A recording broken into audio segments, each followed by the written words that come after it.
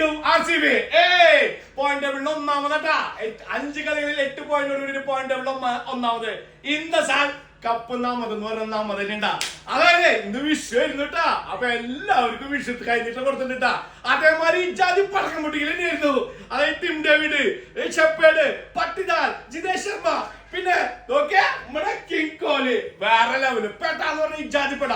ഓർത്തു വെച്ചോ, ഇത് അവസാനം വരെ ഓരോരുത്തർക്ക് കഴിഞ്ഞു കൊടുക്കും. കാരണം ഇപ്പൊ എല്ലാവരുടെ മുമ്പിലും പേടി സ്വപ്നമായി മാറിയിരിക്കുക.